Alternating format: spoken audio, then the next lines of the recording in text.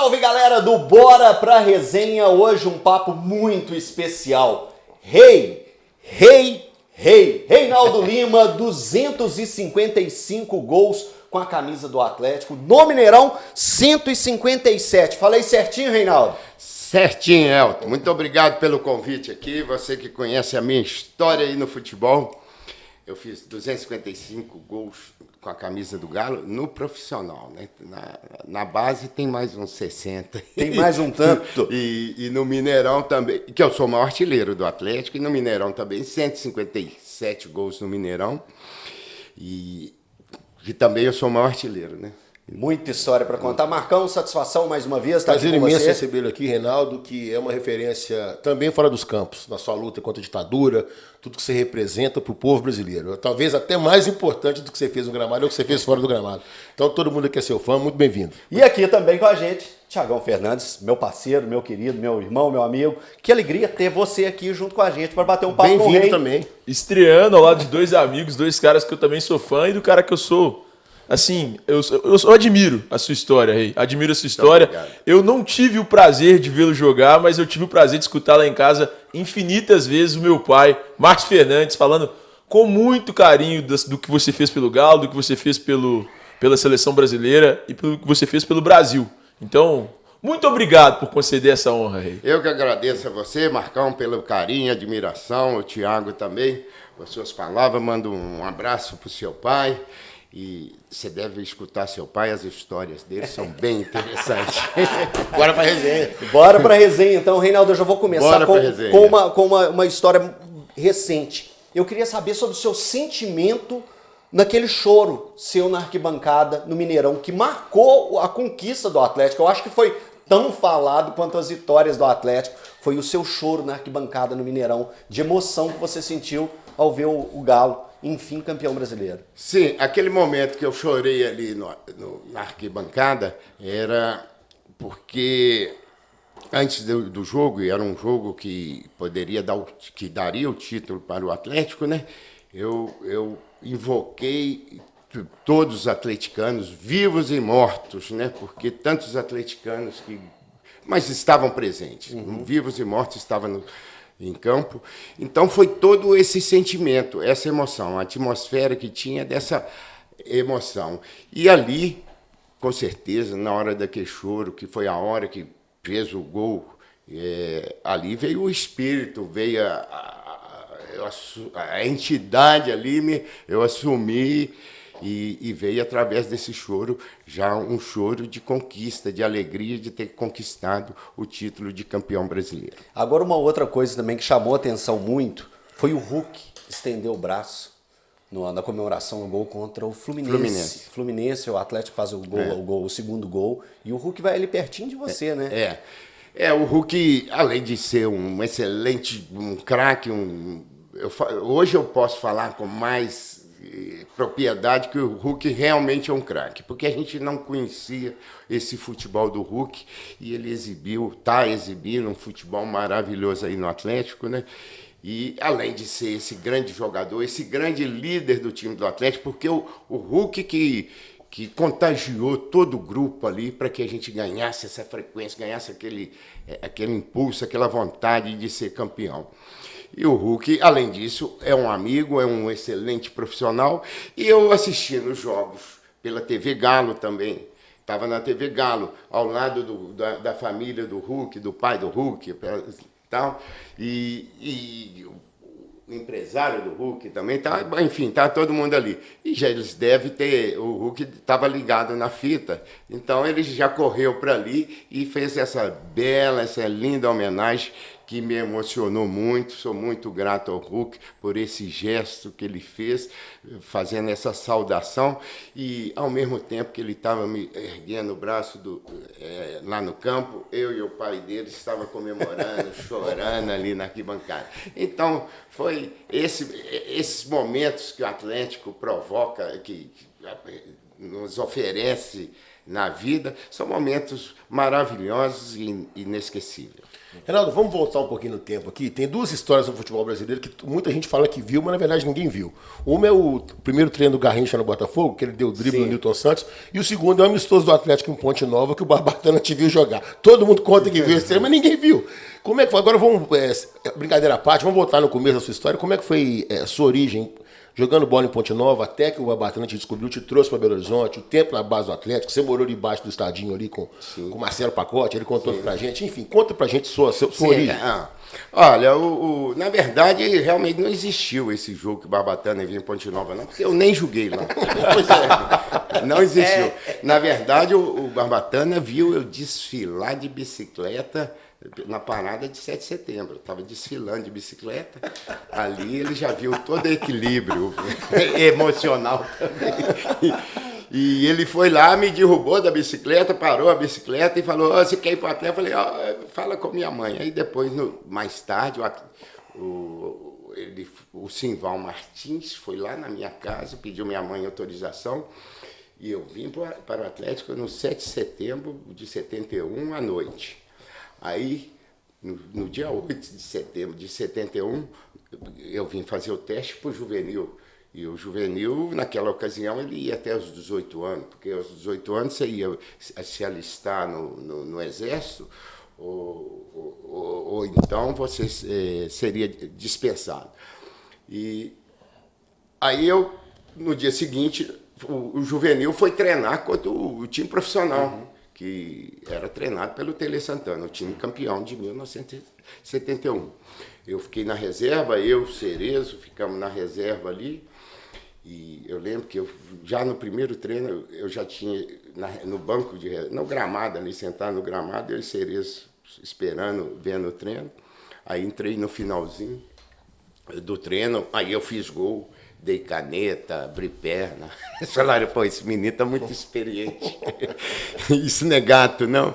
Mas eu sei que quando terminou o treinamento, o Barbatana e o Tele me chamaram. Você lá de Ponte Nova, vai lá buscar seus documentos. Tal. Já no primeiro treino, eu já fui aprovado. Aí, logo depois, 2 dias depois, eu fui em Ponte Nova buscar os documentos lá para que assinasse o primeiro contrato com o Galo. E essa oportunidade aí em 71, como que foi essa atividade junto com profissionais, com gente que você nunca tinha encontrado? Mesmo assim, você deu baile, deu show ali? Eu não tinha... Eu não conhecia nem Belo Horizonte, né?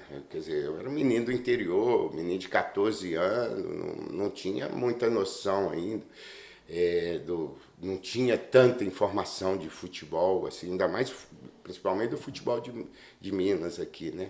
Eu sou da Zona da Mata, a gente escutava mais Rádio Globo, Rádio Tupi, né? Valdir Amaral, Jorge Cury, a gente acompanhava mais lá. E eu não sabia essa dimensão que tinha o Atlético, então, e eu sou meio desligado também. Eu entrei no treino dentro da minha viagem ali, que eu jogava bola, não dei... Não é que faltou respeito, não, que eu fui com muita vontade de ser aprovado, muita vontade de jogar. Mas eu não sabia que o Grapete, o Vantuí e o próprio nosso Rei Dadá, né, que estava também, tinham toda essa dimensão. Aí depois que eu vim conhecer essa história do Atlético, quando eu fui aprovado, eu falei, aí agora eu vou fazer igual o Hulk, saber para onde que eu tô. E depois de entender o que eram esses caras, Reinaldo, mudou alguma coisa pro que era aquele Reinaldo do primeiro dia de teste, que já chegou dando caneta, dando chapéu, fazendo gol? Não mudou não, porque aí eu fui contratado, mas imediatamente eu fui contratado treinando contra o profissional, mas imediatamente me rebaixaram, não, me levaram para o infantil do Zé das Camisas, porque eu tinha 14 anos, eu tinha idade de infantil. Então eu fui disputar o campeonato infantil, que foi a melhor coisa, porque é aí que eu me tornei conhecido, tornei o baby crack, porque nesse campeonato do infantil era transmitido pela TV Itacolomi, e quem transmitia era Sasso, Ronan Ramos, como é que chama o outro? Cafunga, Roberto Dumont e todos os conselheiros do Atlético, quer dizer, todos os conselheiros mais próximos ali que gostavam de futebol, Dr. Fábio Fonseca, Emi Cadar, eles iam domingo de manhã, o programa deles era Me Ver Jogar. E nesse primeiro jogo que foi transmitido pela TV Itacolomi, e o primeiro jogo do campeonato em Campo de Lourdes, ali ainda tinha um campinho, um pouco de terra ainda. Eu peguei a bola, saiu a bola, eu peguei a bola, já fiz o gol. Aí a televisão que transmitia para toda Minas Gerais e todo mundo, o Cafunga, todo mundo ficou bastante impressionado com como é que pega a bola, sai assim, faz o gol. Então, e eu fui fazendo nesse campeonato, eu fiz 38 gols. E não fiz nenhum de cabeça, nem de cabeça eu queria fazer, eu dominava no peito. Então, mas aí eu me tornei famoso. Aí Roberto Dumont começou a fazer crônicas a meu respeito e tal. E aí eu fui estabelecendo, criando um alicerce ali para ser ídolo. E pouco tempo depois veio 1977, né? Um ano marcante na história do Atlético, um ano marcante para você. Você fez 28 gols em 18 jogos. Isso, tá bom?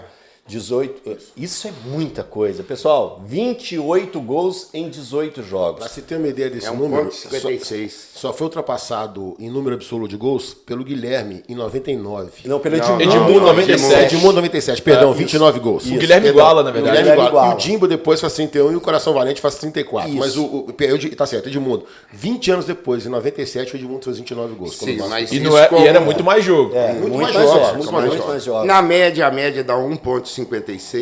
É uma média que o recorde permanece. Se fosse na América do Norte, ainda o recorde ia permanecer. E sobre esse campeonato que o Elton perguntou, que você vai falar agora, 77, aproveita e já emenda também e falar sobre você ter ficado de fora da final, que foi um negócio que até hoje todo atleticano dessa geração comenta sobre isso.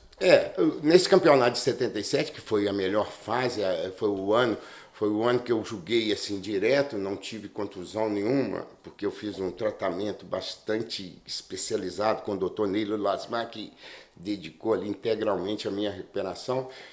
Foi o ano que eu não tive contusão, eu fiz todos os jogos, e que eu fiz gol quase todos os jogos, acho que um jogo só que eu não fiz gol. Começou nesse ano de 77, logo o campeonato era por fase. Na primeira fase, a gente jogando lá em Manaus contra o Flash Clube. Jogando em Manaus contra o Flash Clube. Teve um córner para nós, e aí na hora do córner o back deles veio e cuspiu na minha cara. Na hora que cuspiu, eu empurrei o back. E aí o Romualdo Arpi Filho, o famoso coluna do meio, porque ele só dava empate, né? Expulsou eu e o cara. Expulsou, e aí naquela época da ditadura, do regime militar, desse autoritarismo, não tinha recurso jurídico nenhum. Não tinha esses habeas corpus, não, como é que é o... Efeito suspensivo. Efeito suspensivo, tinha nada. Quer dizer, deixaram o meu julgamento na gaveta. Ok. Isso convenientemente. Uma artimanha. E aí... Isso foi no ano anterior, em 77. O campeonato, a final foi 5 de março de 78.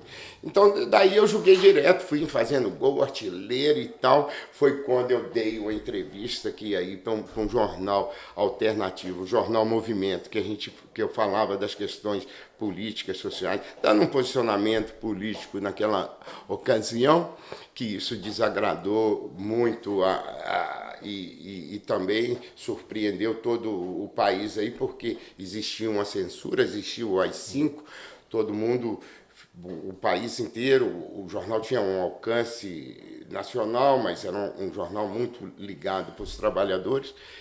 E aí eu fui... passei a ser marcado ali, né? Acho que ali eu passei a ser um contra-revolucionário da ditadura. E aí me marcaram.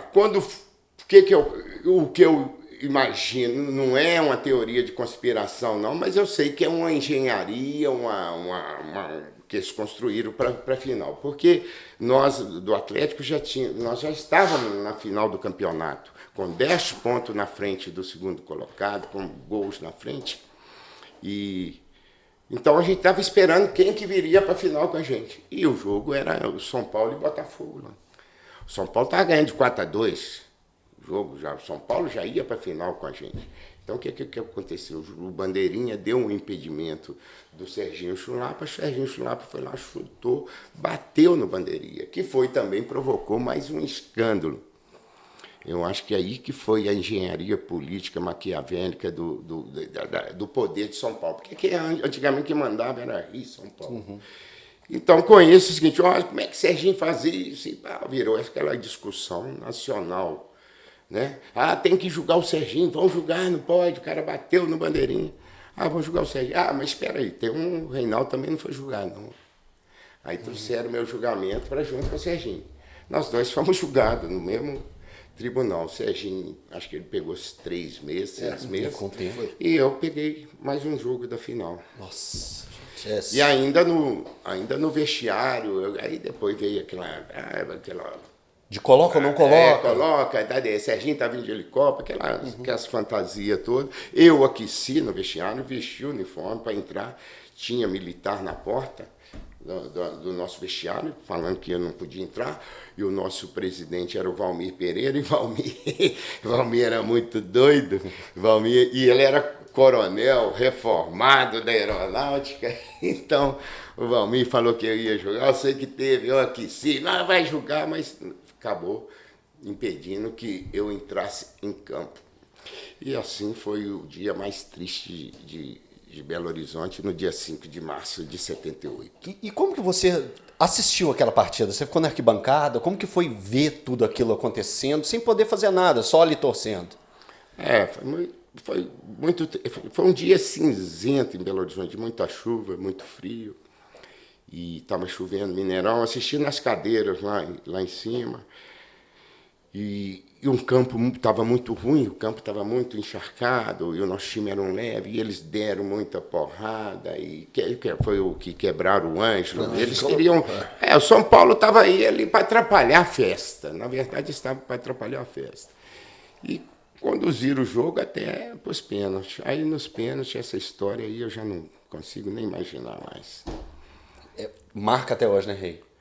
Sim, porque eu não acredito que foi uma injustiça que nós perdemos por capricho do futebol. Foi uma coisa manipulada. Quando existe num autoritarismo, tudo é possível. E para ganhar um campeonato, mais ainda. Até porque o futebol não é a reserva moral desse país. Nunca foi. Renato, vamos falar de outro capítulo. A gente está falando do momento de dor. Vamos continuar nessa parte triste da sua carreira, que foi em 1980 também. Aquela confusão toda na arbitragem com o Flamengo, ser machucado em campo, ainda faz o segundo gol de empate, o segundo gol do Atlético foi o gol de empate no Maracanã. O que tem de lembrança de 80 também? Que foi outra derrota dolorosa e também considerada para a grande maioria do público injusta. Pois essa final de 80 foram 2 jogos, né? E volto a lembrar do nosso Romualdo Arpifilho, que apitou o primeiro jogo aqui. 1-0. 1-0, que eu fiz o gol. Mas ele não deixava nosso time jogar, porque ele era aquele árbitro muito bom tecnicamente, ele sabia segurar o jogo.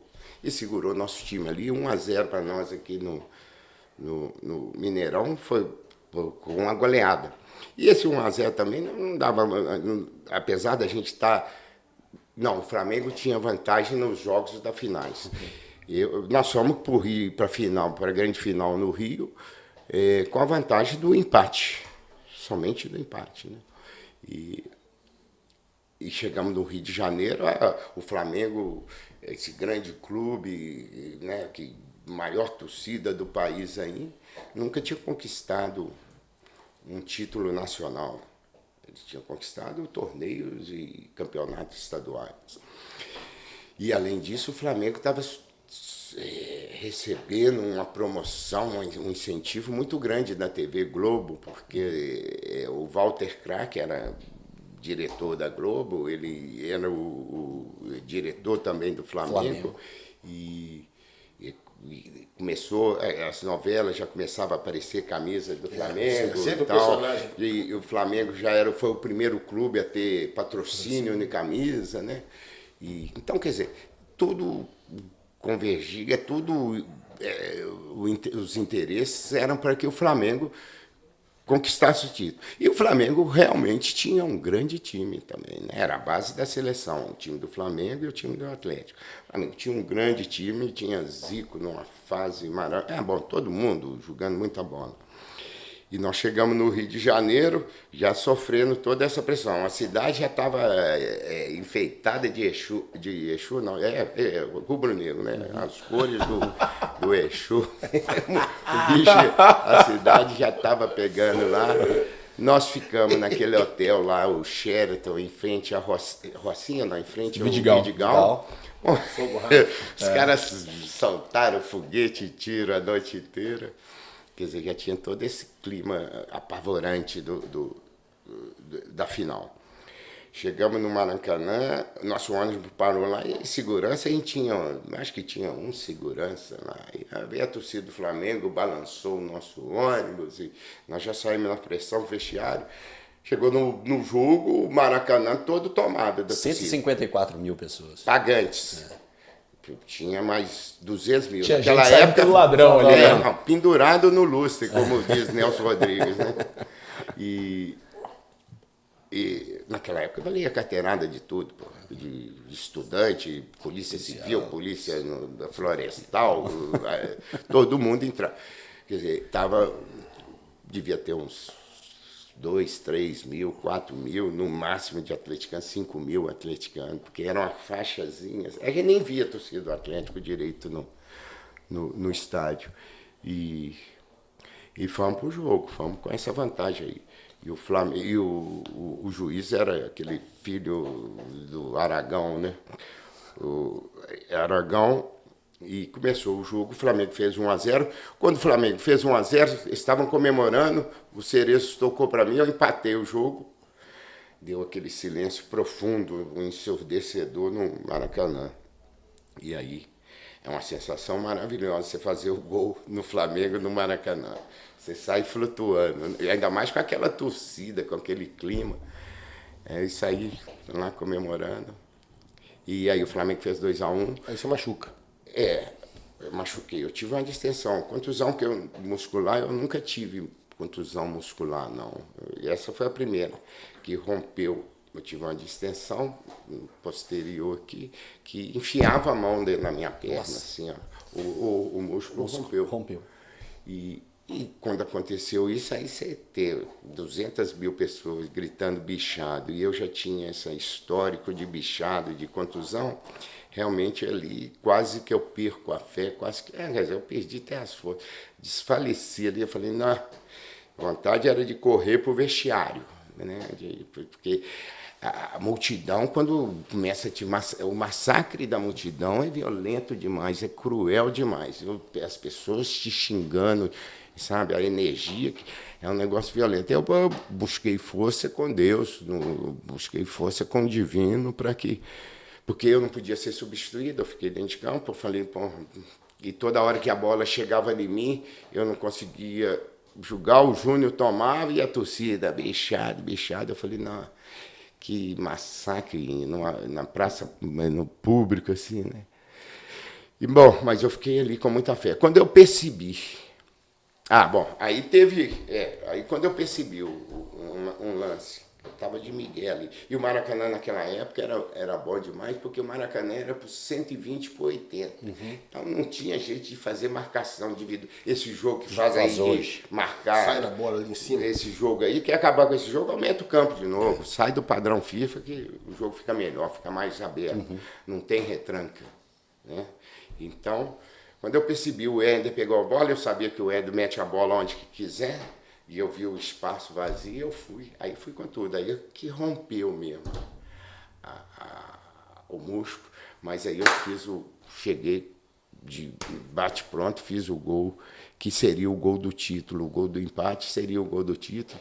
Aí saí pulando. E atrás do campo estava o Faustão, o Kleber Leite, J. Ávila, todo deitado ali atrás do campo. Saí pulando por cima deles e comemorando, que é essa foto minha aí, que sempre aparece do punho cerrado, é a foto desse jogo, que é uma sensação. Mais uma vez eu experimentei essa sensação deliciosa de fazer gol no Flamengo, no Maracanã. E, bom, aí com isso, a gente, com o título, isso foi 28 minutos do segundo tempo, né, para ser campeão, né? Um time experiente como... Pois é, mas por forças ocultas, sei lá que porra. Aí teve um outro lance que tocaram a bola para mim, que eu toquei pro Palinha, ele vai dar um impedimento, sendo que o Marinho estava 5 metros na frente. E o pior, não só o Aragão, filho do Flamengo lá, deu o impedimento, como o Bandeirinha também, filho do Sul lá, o Rosa Martins, do lado assim, ó, também com a bandeira. Eu falei, vocês estão de brincadeira. Aí deu esse impedimento. Na que deu esse impedimento, que absurdo, o Júnior pegou a bola para bater logo, para sair jogando. Eu estava na frente, o Júnior bateu a bola na minha frente, na minha perna assim, como eu estivesse atrasando o jogo. Aí ele já me deu o cartão vermelho, já direto, né? E aí eu fui expulso, aí teve aquele tumulto, entrou em campo o Procópio, entrou em campo, aí foi expulsou o Procópio, não expulsou. Quer dizer, criou um clima mais favorável para o Flamengo e a gente com um homem a menos.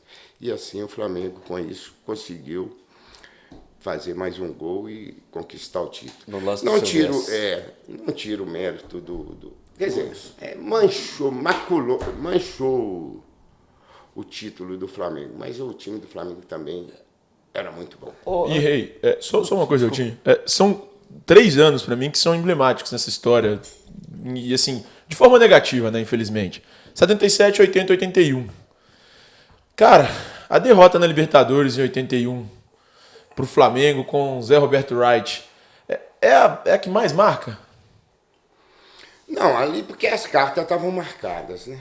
Por isso que eu marco. Mas ali não teve jogo, foi 18 minutos de jogo. O que aconteceu ali? Porque eu queria que você contasse. A gente já viu esse vídeo milhões de vezes, já viu você falar na televisão. Pois é, você tem que prestar atenção.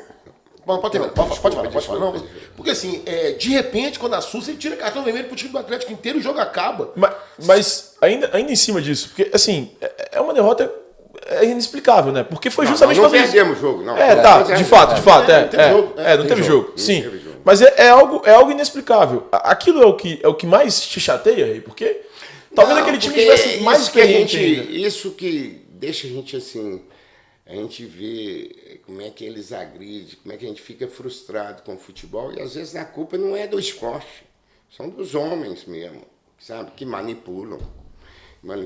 E nesse jogo, o Wright, carioca, porra. Carioca, igual esse juiz o juiz de hoje é carioca e flamenguista também. Aí é foda, né? O que vai apitar hoje da final. Eu vi ele foto com a camisa do Flamengo e tal. Quer dizer, todo mundo... Então o Wright, carioca, aí que vem as mães. Tá apitando pela Federação de Santa Catarina. Santa Catarina, em 1980, nem futebol tinha naquele lugar lá. E então, tudo, os caras desenham, sabe, aquela coisa, no autoritarismo. Quando você tem o poder, são as forças ocultas do Jânio, são as forças, né, que realmente conduz ali para aquilo, que aquilo aconteça. Então, foi o Wright apitar. O Wright veio no avião com o Flamengo, pô, absurdo. E aí que vocês assistiram esse videotape, esse jogo, vocês têm que reparar que ele, antes do jogo, ele reúne os 2 times no meio do campo. Sim. Né? Só que ele fala só pra gente, ele tá de frente para nós. Falando que vai expulsar, que ele que manda, não quer saber de entrada, aquelas coisas de juiz, né? Para intimidar. E porque o Flamengo ele estava de costa. Quer dizer, e E a gente já percebia que que ele ia favorecer, né? Mas a gente ainda acreditando no esporte, né? Na lealdade do esporte, nós fomos para o jogo. E aí, logo aos 18 minutos também, eu fiz uma falta no Zico, no campo de defesa do Flamengo, não tinha perigo. Uma falta que o Zico levantou na mesma hora, bateu a falta. O próprio Zico fala isso. Ele levantou, bateu a falta, ele veio me dar um vermelho. Quer dizer, a ideia, o que eu penso é isso. O Flamengo é um grande time, o Atlético é um grande time, mas com um jogador a menos, o Flamengo e o Serra Dourada era aquele estádio também de 120 por 80, eles iam pôr a gente na roda. A ideia deles era essa. Aí depois, a gente já percebendo essas manipulações maquiavélicas, aí foi expulso logo depois outro. Aí falaram, vamos terminar então com essa palhaçada. Aí terminou a palhaçada daquela maneira. Essa foi uma derrota que o torcedor, derrota em si, né? Que o torcedor sempre lamenta. É o maior roubo da história, né? Sim. Uma coisa até, o Rei falou também sobre a questão política. A gente vê hoje no futebol que quase nenhum jogador, ele se manifesta politicamente. Richarlison. É muito raro. É muito raro. Naquele momento, a gente via você fazendo isso, Rei, me permite, inclusive, chamar a Vossa Majestade de você. Você fazendo isso, a gente via no Corinthians, na democracia corintiana, principalmente Sócrates fazendo isso com frequência, Casagrande, Vladimir. De onde surgiu essa afinidade com a política? Não, a política, qualquer cidadão tem o seu dever cívico de ter interesse na vida política do país. E era um momento necessário que todos clamavam por uma liberdade, para que acabasse com a censura, o AI-5, que acabasse com a ditadura, que o exército não é para ser governo, o exército é para ir lá na fronteira, agora lá, por que eles não vão lá brigar com os caras? Exército é para isso, o exército não é para... Então a gente queria que o exército cumprisse a sua função lá e que o país tivesse democracia, acabasse com a censura, porque senão você não estaria aqui desfrutando e falando isso porque nós lá atrás, e o meu papel foi, porque eu tinha uma tribuna, eu era famoso, eu era artilheiro de campeonato, eu recebia 500 cartas, não tinha e-mail, não tinha nada, era carta mesmo. Então eu tinha essa tribuna. E com essa tribuna, e todo mundo queria ter essa oportunidade de poder participar da vida política, avançar na democracia, sabe? E estava o país, nós que sofremos essa ditadura durante esse tempo, que foi uma opressão muito grande, o povo triste, fudido, sem dinheiro, não tinha nada, com tristeza, e também não podia falar nada. Qualquer povo vai reagindo. Então, a nossa juventude, a nossa geração veio mesmo para a gente avançar na democracia. E eu fui mais um desses atores desse movimento. Outros perderam a vida, outros foram presos, outros foram torturados, outros desapareceram, mas todos tiveram uma participação.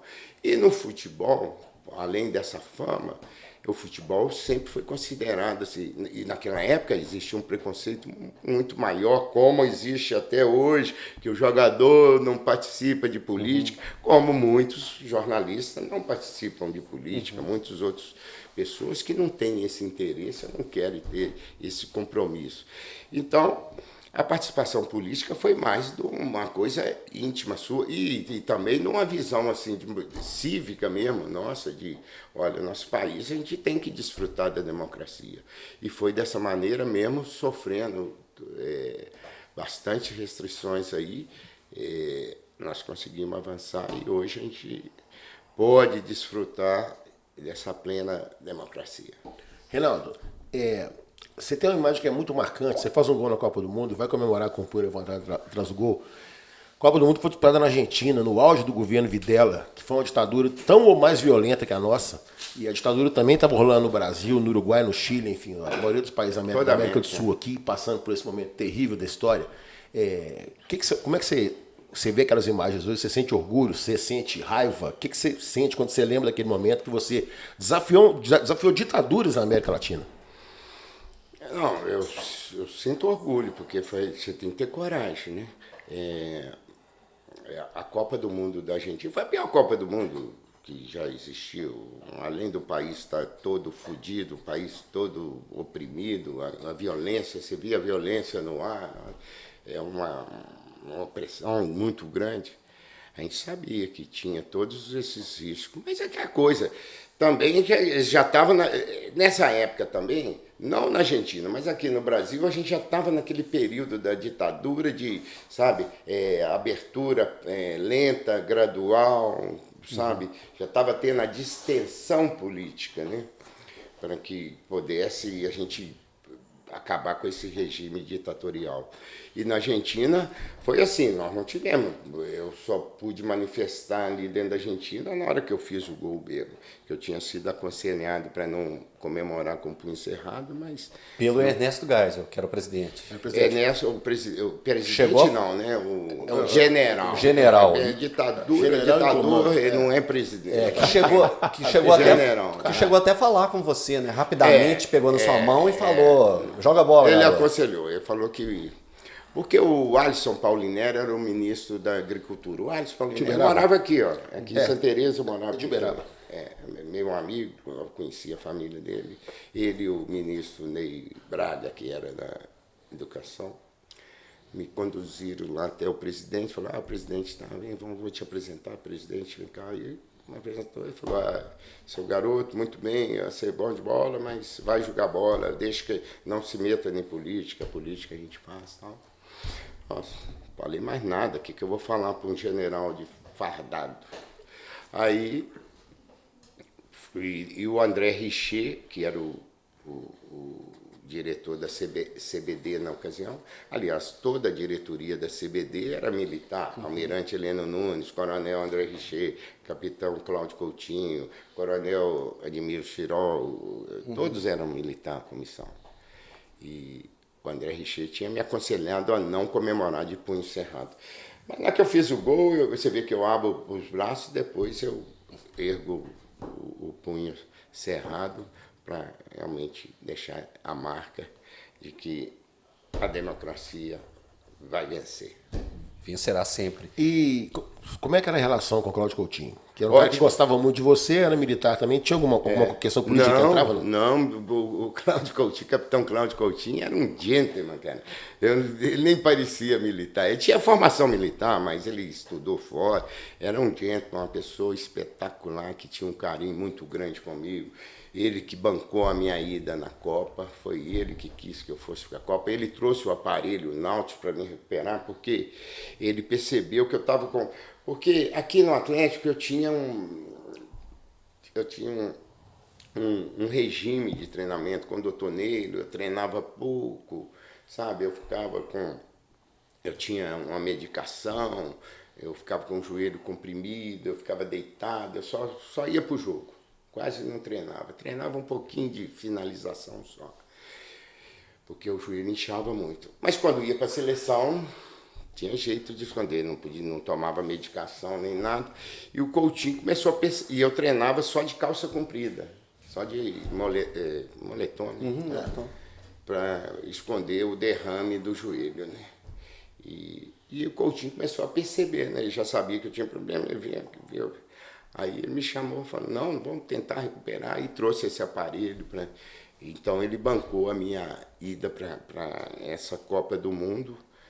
E eu sou muito grato ao saudoso Cláudio Coutinho. Reinaldo, não, eu queria que você falasse a respeito de quanto também esse entendimento seu pela política, essa vontade de bater de frente mesmo, que isso te atrapalhou.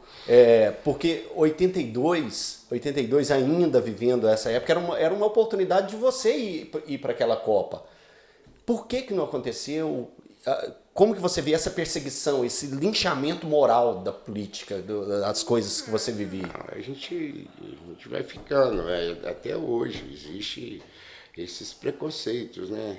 As pessoas marcar, mas aí de 82 já foi uma outra situação, né? Aí 82 aí já é coisa pessoal com o Tele e também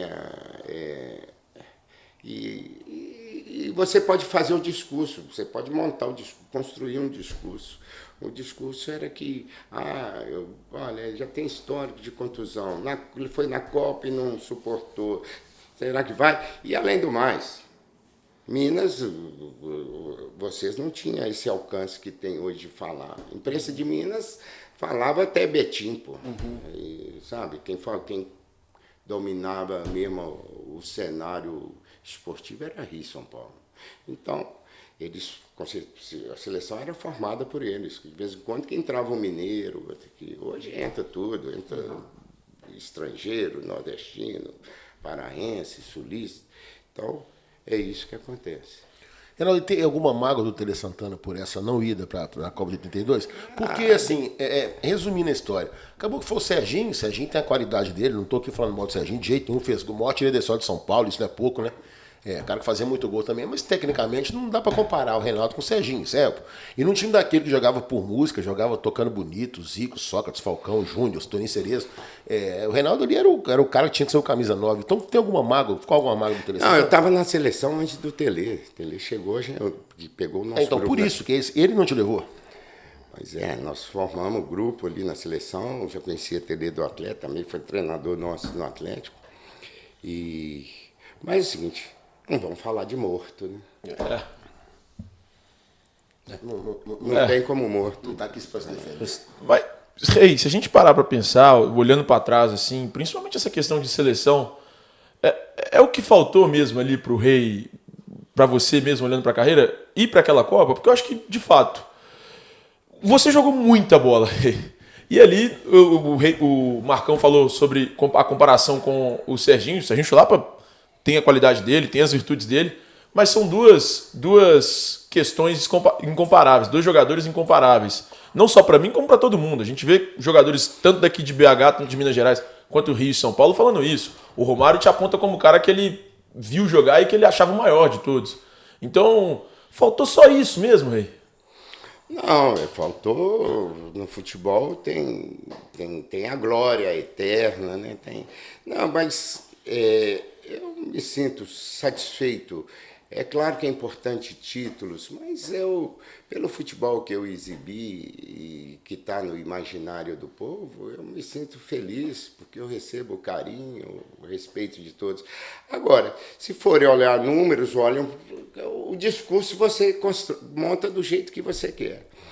Então, eu acho que é o seguinte, é claro que você gostaria de conquistar tudo, mas nem tudo, né? Você não pode também ficar insatisfeito porque você não conquistou um título. Não, e olha que eu tive as minhas dificuldades todas para jogar. Eu parei de jogar muito cedo. Quer dizer, na verdade, assim, eu jogava bola como mais assim, eu gostava de brincar de bola. Na verdade, eu tinha isso. E agora a gente sabia que era difícil. É um jogo coletivo, que não sou eu só que vou ganhar o título. Né? Reinaldo, depois que você saiu do Atlético em 85, você teve uma passagem pelo Cruzeiro em 86. Foram 2 jogos, contra o Rio Branco e contra o Bahia. Don't remember. Não, mas foi até capa da placar, você com a camisa do Cruzeiro. Depois você jogou no Rio Branco de Manaus e jogou no time do Holanda, o Telstar, que é meio time do Cruyff lá do Ajax. Mas o que essa passagem do Cruzeiro marca? Te pergunto muito sobre isso até hoje. Não, realmente é o seguinte, eu já tinha parado de jogar bola, já tinha dado entrevista que não jogaria mais bola, estava em casa, tranquilo. Aí chegou o Máximo, como é que chamava o presidente? Benito Máximo. Salvador Máximo. E o Benito era o presidente, o Salvador era o diretor, o irmão mais velho. E Salvador é uma pessoa, acho que já faleceu, muito agradável, um homem, me recebeu muito bem e tal. Mas, na verdade, é o seguinte, eu já tinha parado de jogar bola, foi até com o Raul era diretor do Cruzeiro. Eles foram lá em casa, eu parei de jogar bola. Eu disse, não, para parar de jogar bola, não, vamos pro Cruzeiro. Eu falei, não, eu parei de jogar bola, eu não tenho condição, não. Tanto que eu fiz um contrato de 3 meses. Mas aí é o seguinte, é o poder da grana, meu filho. Os caras, eu falei, vou ganhar um. Já que eu já ganhei muito bicho do Cruzeiro, eu vou ganhar mais um dinheiro aqui do Cruzeiro. Aí ganhei eles me deram a grana, depois não pagou o resto, pagaram a parte, tá devendo. Eles não pagam nem o pai do santo, mas aí fui muito bem tratado. Isso realmente o Cruzeiro me deu toda a consideração. Mas eu já tinha parado de jogar bola, e aí eu fiz um contrato de 3 meses. E eu, quando comecei a treinar, eu falei, eu não vou jogar bola, mas eu não vou jogar. Aí eu fui e falei com eles, não vai dar para mim jogar, não. Eles falaram, não, tem que jogar. Aí por isso que eles queriam que eu vestisse a camisa do Cruzeiro. Mas tudo bem. Foi dessa maneira. Foi o poder da grana e a sedução do Salvador Márcio. Do capitalismo? Também. Não resisti. E depois também teve uma aventura, só para esse final de carreira, Eltinho, teve uma aventura na Holanda também, que você foi bater uma bola lá, meteu 2 gols no treino lá com os moleques, aí o Cruyff pediu pra jogar no Telstar. Não, porque o Chico Maia contou assim pra gente. Não, na verdade é o seguinte, a gente tinha ganho o torneio, o último jogo que eu fiz no Atlético, acho que foi contra o Ajax mesmo. E aí, quando eu parei de jogar bola, eu falei, eu vou para a Europa, vou fazer Aí eu falei com o Cruyff lá, Cruyff, quando eu parar, eu vou vir aqui para ver, para você me ensinar aí a laranja mecânica, o carrossel, eu quero ver como é que é o treinamento disso. Então ele falou, não, tranquilo, vem sim. Aí quando eu parei de jogar bola, eu fui para a Holanda. Primeiro, aliás, eu fui para o IFK. Na verdade, eu fui para o IFK de Gotemburgo. Porque na Suécia, em Gotemburgo. O IFK tinha sido campeão da Copa, da Recopa, sei lá, tinha sido campeão da Europa lá. Aí eu fui para lá, para o IFK. Aí fiquei lá no IFK, como é que chamam? Tinha um time lá desse também, como é que chamam? Na Suécia? É o Malmo? Não, é um outro lá. É um outro time desse lá que queria que eu jogasse lá, mas, porra. Aí eu falei, mas eu fui lá para ver os treinamentos, fazer um estágiozinho. Só que o frio do cacete, frio do Polo Norte, lá, Gotemburgo é lá na Aurora Boreal, lá no Polo Norte. É um frio, bicho, que não existe. É um frio diferente desse frio aqui, completamente diferente. É um frio que só com álcool na veia que você consegue esquentar um pouquinho. Bom para nós. Então... Aí eu fiquei lá 1 mês e meio, eu falei, não dá para morar num lugar desse, não. Era na época de frio, fevereiro, março, por aí. Falei, não dá não, cara, deixa eu ir embora daqui. Aí que eu fui para a Holanda. Aí fui lá, procurei o Cruyff, com o Cruyff lá. Aí fiquei acompanhando os treinamentos com o Cruyff lá, o time do Cruyff naquela época era o Rijker, Koeman, Vandenburgo, Van Basten, era esses, tudo moleque, dos 8, 19 anos. E eu acompanhando, treinando com eles lá. Né? Aí, quando começou o verão, o Ajax tem um time, o Telstar, que é um time do Ajax, mas é um time de jogador abaixo de 23 anos, que joga a 2ª divisão. Aí eles foram treinar lá, foi fazer um jogo lá no Ajax, contra um outro time lá.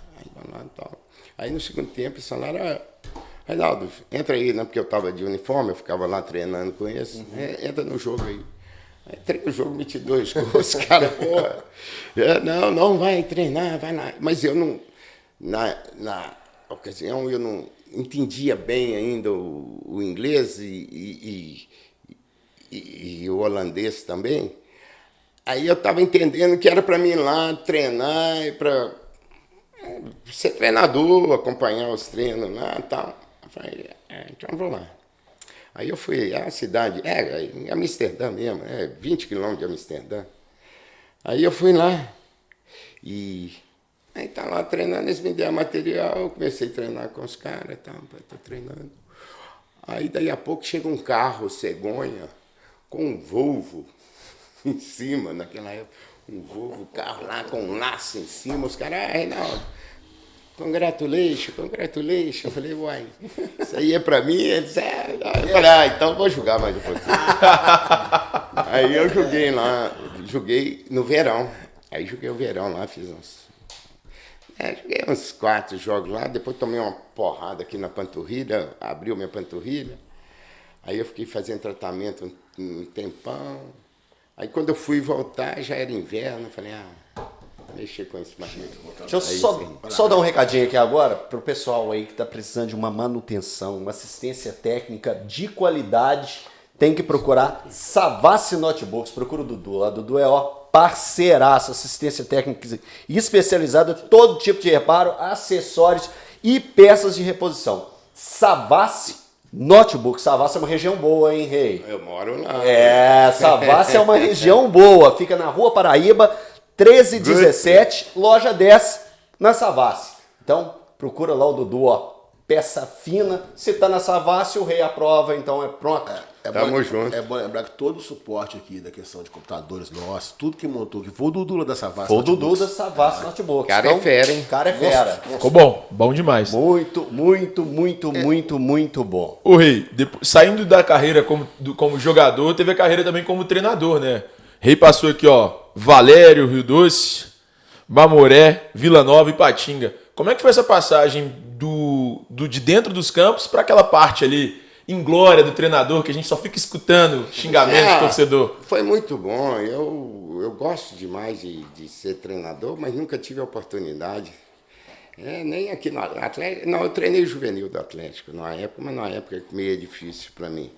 Mas eu sou treinador, tenho curso, tenho experiência, mas nunca tive a oportunidade de treinar um time grande, né? Um time de expressão, um time que tivesse a sequência, né? Porque essas equipes aí é equipe tudo de verão, né?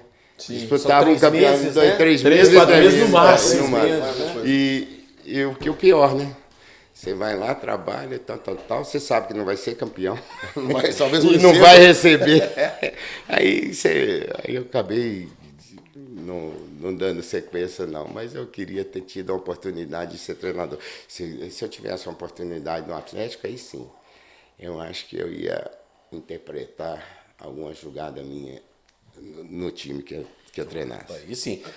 O Reinaldo, eu não sei se é uma viradinha que você vai dar aí, mas eu queria que você falasse a respeito das suas relações fora do campo, por exemplo. Elis Regina. Cara, o que eu ia falar, mesma pergunta, velho. Questões da música, pessoas ligadas à música. Você tem uma grande amizade, que teve um bom relacionamento, sempre são pessoas envolvidas nessas questões, também políticas, que teve um ótimo relacionamento com culturais, por exemplo, Celso Adolfo, que nós já falamos, o Fagner, Elis, jornalistas que são amigos seus, Chico Pinheiro, o Tuti Maravilho, o Chico Maia, são pessoas muito ligadas ao mundo cultural. Sim. O Tuti, né? Você é um cara que é diferenciado fora de campo também. Eu falo diferenciado no sentido que assim, que você não é aquele boleirão típico.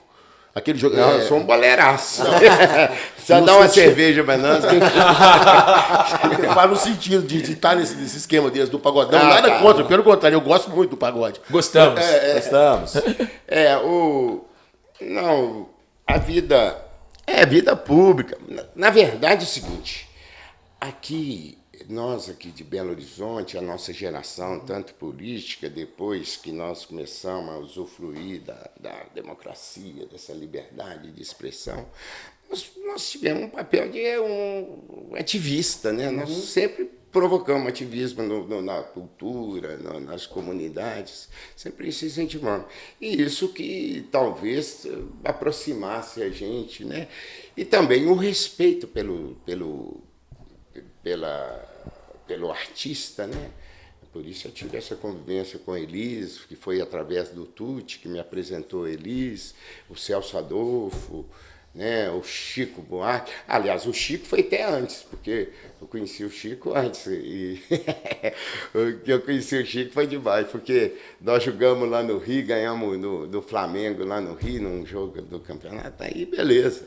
Aí eu estou lá dentro do ônibus, lá no pátio do Maracanã, estou lá dentro do ônibus, aí tem um cara batendo na minha janela assim, de vidro. Aí eu olhei assim, eu falei pros caras, acho que esse cara aqui é o Chico Buarque, cara. E ele tava lá, Reinaldo é nosso rei. Eu falei, esse cara é Chico Buarque. Aí eu cheguei, aí descemos lá, vamos lá. Aí eu fiquei amigo do Chico, aí quando eu vou no Rio, eu bato pelada com ele lá. Politeama. E assim, no Politeama. E assim eu fui conhecendo. Bom, eu conheci o comandante, pô, conheci Fidel, pô. E conheci como é que chama? Cara, artista famoso lá, eu conheci lá em Cuba. O que tem a... Pablo Milanés? Não, porra, Roberto De Niro, porra. Esse Roberto De Niro, o outro também, lá em Cuba. Caramba. O outro mais antigo, como é que chamava? Eu conheci Catarina Bisset também no carnaval, né? Aí sim. O sorriso Ela não engana. O sorriso não esconde. A Caterine Bisset cantou Rei, Rei, Rei, Reinaldo Nosso Rei, não é? Em francês, né? Ela é... Mas então é isso aí. Você lá vi. Vamos falar de um assunto um pouco mais chato agora. Eu estou tomando a liberdade de perguntar, que eu sei que você fala disso até para... Você fala disso sem nenhum tipo de receio, até para conscientizar os jovens. Você teve uma história triste com as drogas e você superou isso. O que você fala para as pessoas que estão vendo hoje, mais jovens, que estão enveredando por esse caminho? Não como lição, mas até como um toque mesmo. Não, eu faço palestras sobre drogas, que não vai ser aqui, né? As palestras são mais... não, a droga a gente sabe, a droga ela vai te seduzir, você vai ficar dependente, vai ficar viciado. Então, não queira ter essa experiência que você vai perder muitos anos na sua vida, ou talvez perder até a sua vida. Então, aquela é a coisa do Riga mesmo, diga não às drogas, porque não é uma experiência fácil, não. Não fica achando que você é mais forte que a substância química, não. A substância química ela pode te aniquilar e te matar. Foi o seu maior adversário? Foi uma fase ruim minha, foi um adversário difícil. Não, a vida é muito mais difícil ainda, não é só da droga, não, de tudo. A gente tem que resistir, a gente tem que enfrentar. Mas essa questão da droga realmente uma questão de saúde, é uma questão de médico. E eu tive uma experiência como dependente, mas quem pode